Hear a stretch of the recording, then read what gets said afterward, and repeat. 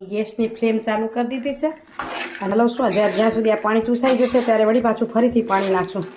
તો આની ઉપર રેડી દેશું.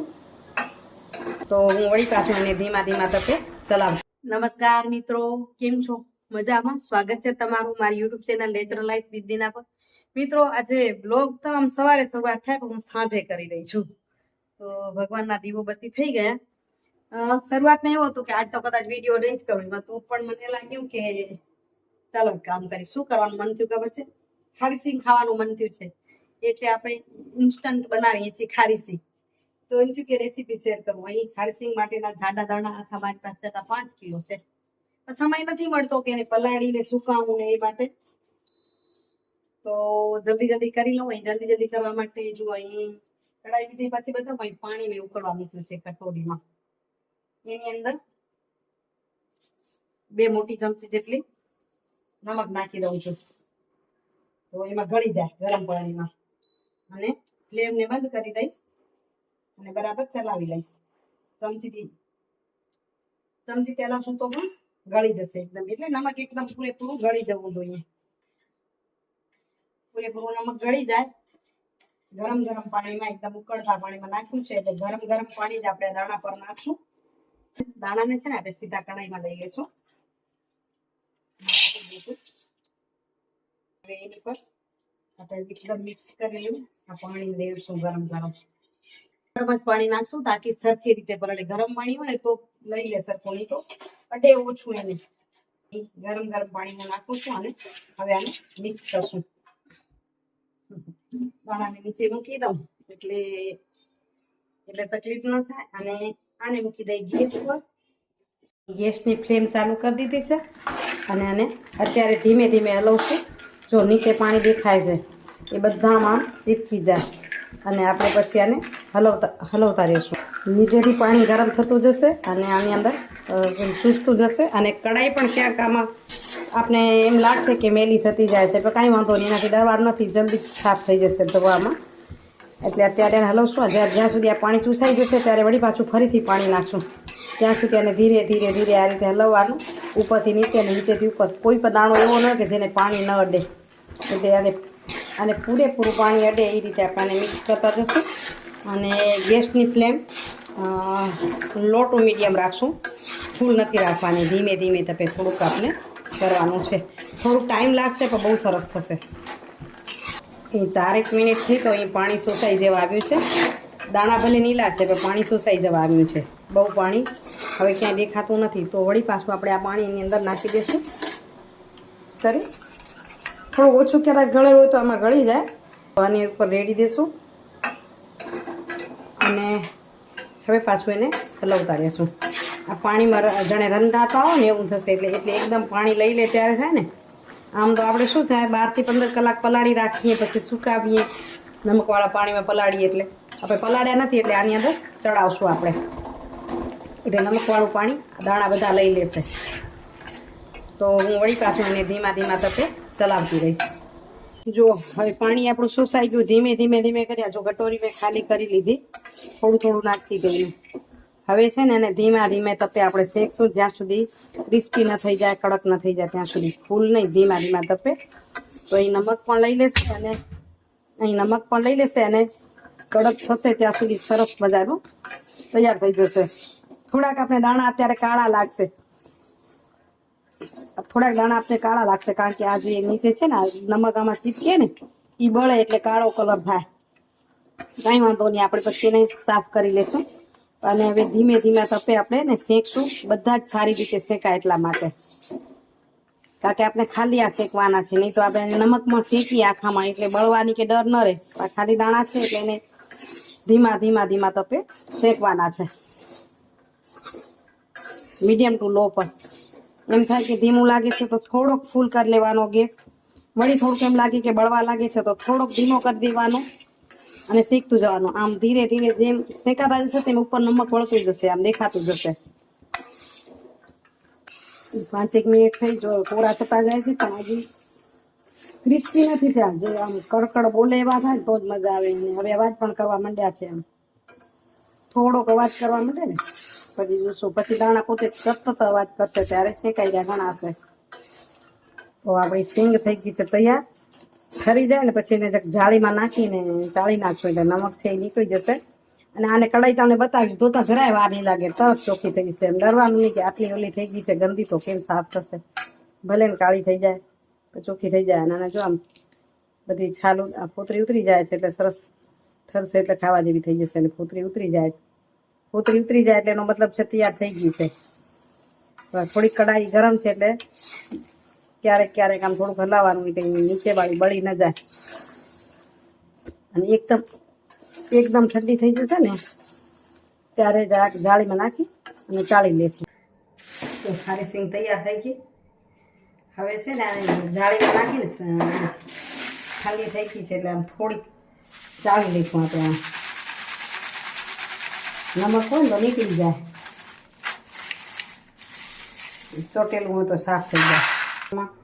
જામ્યું છેલ્લી બાકી નીકળશે, હમણાં નહીં નીકળે. છેલ્લી બાકી ઉપર નહીં હોય. હવે આવશે, હવે નીકળશે. હવે આવશે નમકનો ભૂકો જોજો. હવે નીકળે જો.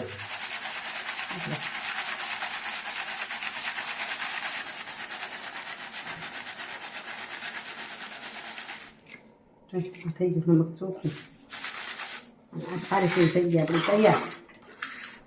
મસ્ત ક્રિસ્પી પેકલી જો આમ તરત આમ ઉતરી જાય સિલ્કમાં, કોઈ પણ નથી ઉતારશું.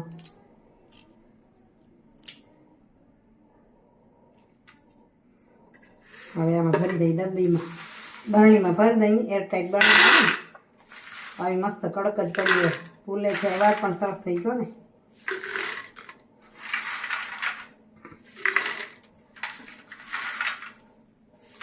સવારે ખાવા જઈએ છીએ આમાં જ રાખી દઈએ. આ ટિફિનમાં લઈ જવા થશે. તો આપણી ખારી સિંગ થઈ ગઈ છે તૈયાર. જોઈને પણ કેટલા મસ્ત દાણા લાગે છે, જોરદાર.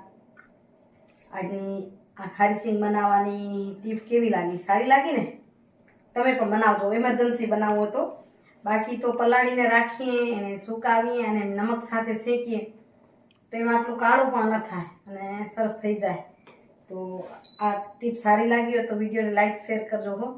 અને હવે તમને આ બતાવી દઉં, જો ધોતા જરાય વાર નહીં લાગી, કેટલું કાળું છે. તો તમે જુઓ, પાણીમાં નાખું છું એટલે હવે આપણે ધીમો કરશું ને એટલે તરત જ નીકળી જશે.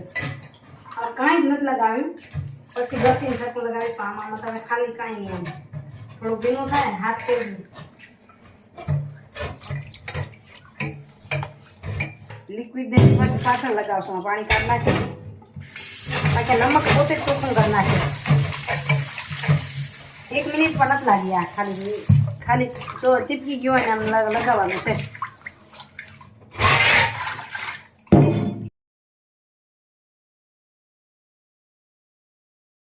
તો મિત્રો ગઈકાલે ખારી સિંગ બનાવી ને પછી જમીન ઉઈ ગયા. સતત દોડ એટલે એમાંય ગરમી એવી છે, ગરમીની સાથે હવા એવી છે કે સવારે ઝાડુ ફટાકાને જાઓ, ફરી આવો સાંજે ફટાકા કરતો ઝાડુ તો કરવું જ પડે, નહીં તો હાલવાની ઈચ્છા ન થાય. તો બીજા દિવસે સાંજે જ પાછી ઘરે પહોંચી છું ફીલ્ડમાંથી. આજ તો થાકે બહુ લાગો છે. વળી ભેગી શાક લઈ આવી, હું વળી વહેલી આવી પગે પગે. સાહેબ હવે પહોંચ્યા છે, બધું શાક કીધું લેતા આવો. હું દુકાનમાં મૂકી આવી ત્યાં તમને બતાવ્યો હતો ને વિડીયો, આપણે ડ્રેસ લીધો હતો સરસ્વતી હેન્ડીક્રાફ્ટમાં, ત્યાં મૂકતી આવી ગયા. કેજો પાછળ લેતા આવે. શાકબાગ કાઢી લઈએ. શું જોરદાર પેરું મસ્ત હે, ભાવ 300 રૂપિયા થઈ ગયો. વેલા પછી લઈ આવ્યા તેથી 2800 હતા. છે બહુ મસ્ત, આમ જોઈને એમ થયું મજા આવે એવા હતા. કાકડી જો આ બધું લઈ આવી. તો હવે શાકને ધોઈને કરીએ સાફ ને રાખીએ. કહું છું તો સસ્તી હમણાં છે કેરી, હમણાં સસ્તી થઈ ગયું છે. 5 કિલોની પેટી હમણાં 2800 રૂપિયા એક જણો કહેતો હતો. કેવી હતી ખબર નહીં, કેસર 2800 રૂપિયા. ને હવે પાકી છે એટલે કદાચ કેમિકલ વાળી અને વાદળો જેવું થાય ને એટલે એમ થાય કે વરસાદ પડશે તો વેચાશે નહીં, એટલે જલ્દી એ કરે. બીજું ફ્રૂટ બધું મોંઘું હતું. એ વળી પડી ગઈ છું. શાકભાજી ધોઈને સુકાવી દઈએ તો સુકાઈ જાય ને. અહીંયા ખીચડી થઈ ગઈ છે તૈયાર. હવે જમી લઈએ. આ તો કહું છું સાહેબ કે મને મોડું થશે અને મને ચીડી આવે એવા બધા હતા એ કોઈ આજ હાજર નહોતા. જય પણ નહોતો ને બીજે મારી સાથે કામ કરે છે છોકરીઓ એક બે એ પણ નહોતી. એટલે હાલીને ભુજમાં લગભગ 4-5 કિલોમીટર હાલી આવી. પણ વળી ભગવાને એક દયા કરીને એટલે એક બેનને અહીંયા મથુરામાં રહે છે દીકરી, મને એ ઓળખી ગઈ. અહીંયા સોસાયટી છે મથુરા સામેથી કીધું કે ને મહાદેવજીની કૃપા થઈ કેતી આવતી હતી ભગવાન કંઈક કરજો પહોંચાડજો. સામેથી બિચારી ગયા ઊભી રાખી માસી હાલવું છે? હા હાલવું છે. એટલે સોસાયટીમાં મૂકતી ગઈ. ચાલો જમી લઈ પહોંચી તો આવે. જો સાદું ભોજન, ખીચડી ખાખરા બાજરાનો રોટલો સાથે લીલા મરચા તાજા લઈ આવી છું. એટલે સાહેબ કે તાજા લીલા મરચા કાચા ખાય ઘણી વાર, તો આજે કાચા મરચા થશે. અને લગભગ કાંદુ કાપવાની તૈયારી કરશે. કાંદુ કાપું છું, ગરમી છે એટલે કાંદા ખાતા હોય કાંદા ખાઈ એટલા વિશેષ સારા. ન ખાતા હોય ને હાલે, ઘરે ન ખાય પણ એમ કે ખાતા હોય તો ગરમી માટે લૂ પણ ઓછી લાગે, થાક ઉતરી જાય. ચાલો હવે જમી લઈએ, અમે હરી કરી લઈએ. જમવાનું પતી ગયું અને જો શાક પણ ધોવાઈ ગયા. મને આ બધું બહુ ગમે હો, આમ જોવાનું ગમે. આમ 2-3 કલર થાય ને, લાલ ને લીલો ને પીળો ને એમ એ કલરફુલ વસ્તુ હોય ને એ બહુ ગમે એમ. અહીં મરચું નીલું, કાકડી નીલી, ટમેટા લાલ, ગાજર કેસરી, દૂધીનો કલર કેવો કેસો? પિસ્તા કલર લાગે એવો જ છે ને, પોપટીઓ. ચાલો સુઈચા લઈ લઈએ. ખોટા મેળાવામાં વળે નહીં. હે નેપટ ન મળે એમ કે સાહેબ મેં નેપટ ન મળે. હાલો બોલો સુઈચા શોધ્યું હે? બોલનાર આવો નહીં તો હું બોલું. હું બોલું તો આજે છે ને હું બહુ હાલી ફિલ્ડમાં ગઈ હતી. માંડવી તાલુકાના મોટા લાયજા ગામે. કેટલા લોકોએ જોયું છે? તો મોટા લાયજા ગામ થોડુંક મોટું છે અને ત્યાં ફરીને એક તો ગરમી હદ વગરની. પછી ઉતરી એટલે સાહેબને કીધું ઘરે ક્યારે હાલશું? તો સાહેબ કે મોડું થશે, ઘરે જશું, કામ છે એટલે રોકાઈ જઈશે. નહીં તો એ 6:30-7 નીકળે એટલે ઈટાણે પહોંચી આવાય. એટલે એ તો આ કેટલા 8:30 આવ્યા કા? 8:30 સુધી હું બેસીને શું કરું? અહીંયા ઘરે કામ તો હોય ને. એટલે પછી પગે રવાની થઈ. શાક લેવા ગઈ, શાક લઈને પગે આલી એટલે સમજો 4-5 કિલોમીટર કાપી નાખ્યા. એટલે એક પ્રકારની મુશ્કેલીઓ આવ્યું. તો એના માટે એમ કહી શકાય કે એક હકારાત્મકતા માટે કે જીવનમાં આવતી જે મુશ્કેલીઓ છે ને એ તમને તોડી પાડવા માટે ક્યારેય નથી આવતી, પણ આપણા અંદર રહેલી શક્તિને બહાર લાવવા માટે મુશ્કેલીઓ આવે છે. પણ આપણે હકારાત્મક રહીએ તો હું એને એ રીતે જોઉં છું કે હમણાં ઘણા સમયથી કહું છું કે ઘણા સમયથી કહું છું કે વોકિંગ નથી થતી, કામમાં રહી જાઉં છું. તો મેં હકારાત્મકતા એ વિચાર્યું કે મને ચાલવા માટેનો મોકો મળ્યો અને હું માપી શકી કે હું ચાલી શકું છું કે નહીં. અને સરસ મજાની એક દીકરી મળ્યા તો તેડતા આવ્યા. એટલે હકારાત્મકતા ત્યાં પણ મારી પ્રબળ હતી કે કોક ને કોક એવી વ્યક્તિ મળશે જે મને સામેથી તેડશે. જ્યાં સુધી ચાલવા છે ત્યાં સુધી ચાલતી જાઉં, થાકીશ નહીં એ નક્કી છે અને થાકવા પહેલાંય મળી જશે. તો એ મળી ગયું ને એટલે હકારાત્મકતા વિચારવું ને એ જ જીવનનું મૂળ પાસું છે. તમારી પાસે સુવિચાર છે? સાહેબ બેઠા હોય તો ક્યારેક વળી એમને કહીએ તમે સુવિચાર બોલો. જિંદગીમાં સાથ અને સહકાર એવા લોકોને આપજો કે જે ભલે તમારા વખાણ ન કરે, જે લોકો પોતાના વખાણ ન કરે આપણા, પણ તમારી માણસાઈનો જે કદર કરે ને એવા લોકોને તમે સાથ સહકાર આપજો જિંદગીમાં. ઘણીવાર લોકો એમ આપણે વખાણ કરે ને એમાં ભોળવાઈ જઈએ. ખોટા વખાણ કરતા ઘણા માણસો આપણે તમે આવા છો નવા છો, ખોટા વખાણ. તમે તો બહુ સારા માણસ હો, પણ એમાં ભોળવાઈ જવા કરતાં એવા વ્યક્તિઓને સાથ સહકાર આપવાનો. કદાચ આપણા વખાણ ન કરે તો સહકાર આપવાનો, પણ ખોટા વ્યક્તિને નહીં આપવાનો. અને કોને આપવાનો તમે કીધું?